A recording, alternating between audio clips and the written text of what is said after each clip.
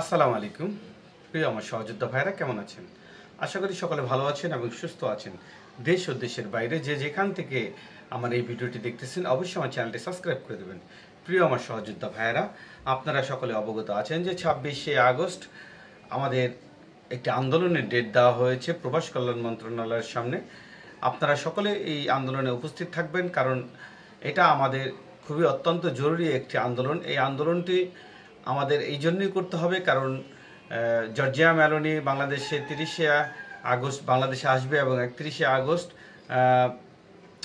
প্রবাস কল্যাণ মন্ত্রণালয়ের সাথে এবং ডক্টর ইউনূস স্যারের সাথে তার একটি মিটিং আছে, যাতে আমাদের এই দুঃখ দুর্দশা এবং আমাদের এই জটিলতাটা যাতে নিরসনের জন্য এই আন্দোলনটি এবং সর্বস্তরের ভুক্তভোগীরা এই আন্দোলনে যোগদান করবেন। কারণ আপনারা যারা যে অবস্থাতেই ভুক্তভোগী আছেন অবশ্যই আপনারা যোগ দেবেন। যদিও বর্তমান সময়ে কিছুটা কার্যক্রম উন্নতি হয়েছে, তারপরও আমি বলবো যে 2023 এবং 24 সালের বিশেষ করে 23 সালে যারা আটকা পড়ে আছে এবং 24 সালের শুরুর দিকে যারা ফ্যামিলি ভিসা এবং ওয়ার্ক ভিসার জন্য জমা দিয়েছিল তাদের কিন্তু রিটার্ন পাসপোর্ট জমা দেওয়ার হার একেবারেই কমে গিয়েছে।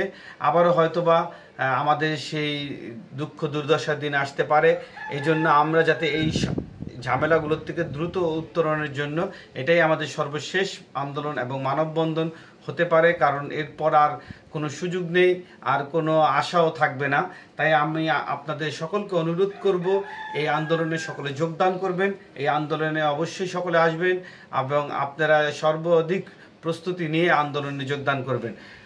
আর আজকে ঢাকা বিএফএস গ্লোবালের সর্বশেষ যে আপডেট, তার মধ্যে আজকে গুরুত্বপূর্ণ কিছু বিষয় হচ্ছে আজকে নতুন কিছু শহরের অ্যাপয়েন্টমেন্টধারীরা অ্যাপয়েন্টমেন্ট পেয়ে জমা দিতে গেছে। তার মধ্যে ছিল প্রাত, আনকোনা, রিমিনি। এই বিশেষ করে এই তিনটি শহরের আজকে জমা দেওয়ার হার অনেক বেশি ছিল। আপনারা হয়তো অনেকে জানেন যে বর্তমান সময়ে জমা দেওয়ার কার্যক্রমটা বেড়েছে এবং মেইলের মাধ্যমে অনেক জমা হচ্ছে। আজকে সকাল থেকে আমার কাছে যে নিউজগুলো আছে এবং আমি দুটো ভিডিও প্রকাশ করেছি, আপনারা জানেন যে আজকে আমার ঘনিষ্ঠ দুইজন ব্যক্তি, একজন ভিসা পেয়েছে এবং একজন জমা দিতে গিয়েছে। আমি সর্বশেষ যে আপডেট তাদের কাছ থেকে নিয়েছি সেই আপডেটগুলোর মধ্যে হচ্ছে আজকে প্রাত থেকে আমার ভাই রিমিনির থেকে জমা দিয়েছে, প্রাতঃ থেকে ভিসা পেয়েছে এবং জমা দিতে গিয়েছে অনেক লোক।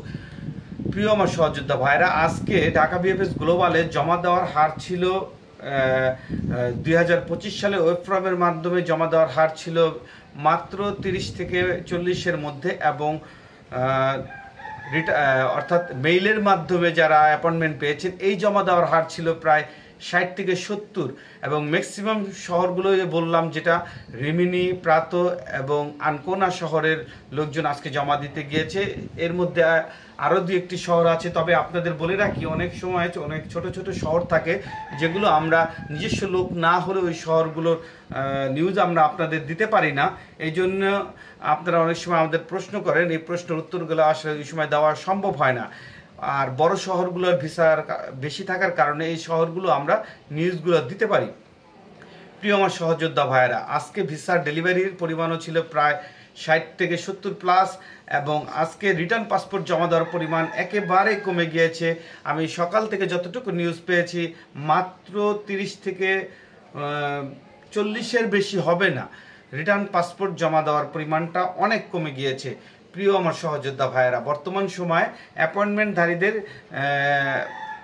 জমার পরিমাণটা বেড়েছে, তবে দুঃখজনক বিষয় হচ্ছে যে 2023 সালে যারা জমা করেছিল তাদের হারটা একেবারে কমে গিয়েছে। 2023 সালের কার্যক্রমটা নাই বললেই চলে।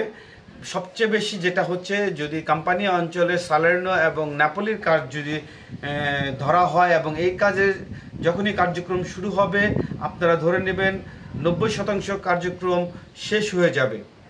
কারণ 2023 এবং 23 ডিসেম্বরের ফ্লোসি 24-এর শুরুর দিকে যারা জমা করেছিলেন ম্যাক্সিমাম নেপোলি শহরের ভিসাগুলো আটকে গিয়েছে এবং আজ বর্তমান সময় প্রচুর পরিমাণে মেইলের মাধ্যমে জমা হচ্ছে। আপনারা বিশ্বাস না হলে আপনারা বিএফএস গ্লোবালের সামনে গেলে বর্তমানে এই পরিস্থিতিটা দেখতে পাবেন। এবং আজকে ফ্যামিলি ভিসা ভাইদের জন্য একটি সুখবর হচ্ছে, আজকে ফ্যামিলি ভিসার পরিমাণ সকাল 10টা থেকে একজনের যে নিউজ পেয়েছি এবং 10টা থেকে 12:30 পর্যন্ত আমি আরেকটি নিউজ পেয়েছি। দুই নিউজের ভিত্তিতে বলা যেতে পারে আজকে জমার পরিমাণ ভিসা পাওয়ার পরিমাণ প্রায় 40+, এবং আজকে ফ্যামিলি ভিসা জমার পরিমাণও মোটামুটি কম না, জমা দেওয়ার পরিমাণও অনেক ছিল, কিন্তু ভিসা পাওয়ার পরিমাণটা ছিল প্রায় 40+, এবং ম্যাক্সিমাম ভিসাগুলো 2024 সালে যারা জমা করেছিলেন তাদের এই ভিসাগুলো। এবং আপনারা আমাকে অনেকে প্রশ্ন করেছেন যে বর্তমানে রিজেক্টের হার। তবে আরেকটি আপনাদের বলে রাখি, বর্তমান সময়ে যারা জমা করছে এবং যারা রেডি ফর কালেকশন মেসেজ পাচ্ছে 95% না 99% ভিসা পাচ্ছে। রিজেক্টের হার কিন্তু কমে গেছে, টোটালি কমে গিয়েছে।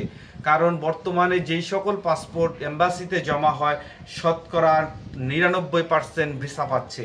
কোনো পাসপোর্ট জমা হলে সেটা ভিসা ছাড়া বের হচ্ছে না, সবগুলো পাসপোর্ট ভিসা হচ্ছে, কারণ বর্তমানে কোনো ফলস কাগজ জমা হওয়ার সুযোগ নেই।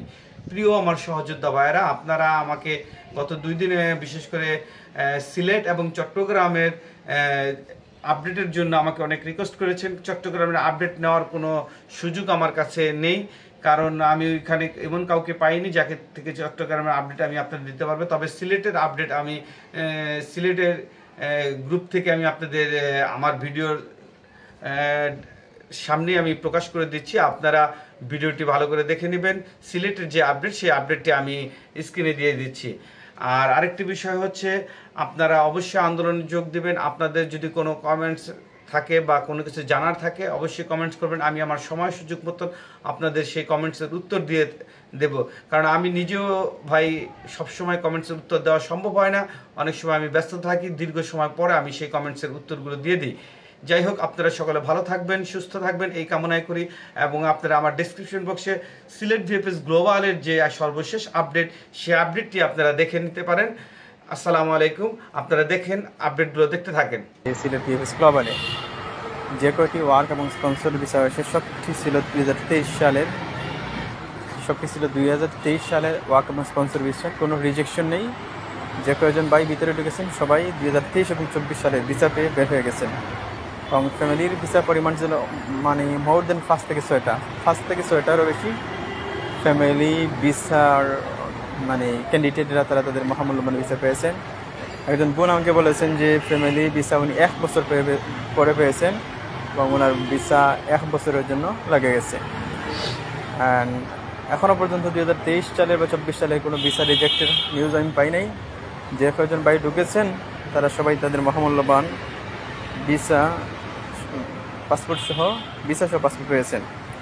অ্যান্ড আমি আপনাদেরকে এটা অনুরোধ করবো, আপনারা যারা আমাদের যে লাইভ প্রোগ্রামে কানেক্টেড হয়েছেন, যে আপনারা আপনাদের যে 2023 বা 24 সালের যে নলস্তা আছে সেই নলস্তাটি আপনারা আপডেট দেন সুই অফিসের মাধ্যমে।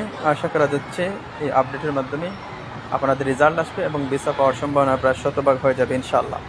মাঝে মাঝে আমরা শুনছিলাম যে 2023 সালের ভিসা বা নলস্তাগুলো নাকি রিজেক্ট হয়ে গেছে। এটা ধন্যবাদ এতক্ষণ আপনারা আমার সঙ্গে থাকার জন্য। আসসালামু আলাইকুম।